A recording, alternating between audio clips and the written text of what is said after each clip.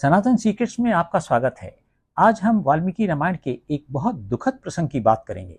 लंका विजय के बाद श्री राम अयोध्या का राजकाज देख रहे थे। एक दिन काल तपस्वी के रूप में श्री राम से मिलने आया।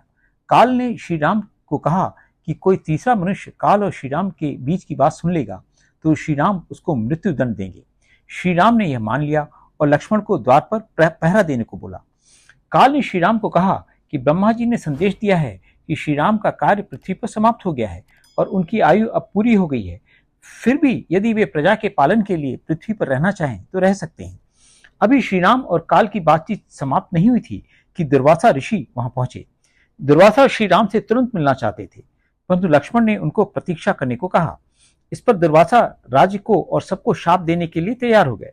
लक्ष्मण ने विचार किया कि श्री राम को बताने पर लक्ष्मण की मृत्यु निश्चित है, नहीं तो दुर्वासा सबको का विनाश कर देंगे।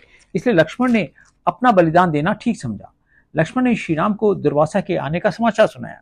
दुर्वासा आकर बोले कि इन्होंने 1000 वर्षों तक उपवास किया है और उस व्रत की समाप्ति पर वह श्री राम के घर भोजन करना चाहते हैं।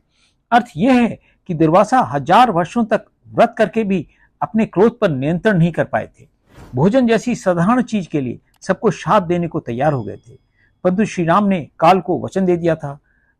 परंतु लक्ष्मण ने बड़ी प्रसन्नता से राम को कहा, न संतापम महाबाओ मदर्थम कर्तुमर्हसि पूर्व निर्माण बद्धा ही कालस्य गतिरि त्रिषि। महाभाव, मेरे लिए दुख न करें, क्योंकि पूर्वजन्म के कर्मों से बंधी हुई काल की गति ऐसी ही है। जब श्री राम ने अपने मंत्रियों और पुरोहित को यह बताया तो वशिष्ठ जी ने कहा कि उन्होंने तपोबल से यह पहले ही देख लिया था कि काल बहुत प्रबल है और लक्ष्मण को जाना होगा। प्रतिज्ञा को झूठी नहीं कर सकते हैं। श्री राम ने लक्ष्मण को त्याग दिया। साधु पुरुषों का त्याग किया जाए या वध, दोनों समान है। लक्ष्मण वहां से चल पड़े, अपने घर भी नहीं गए।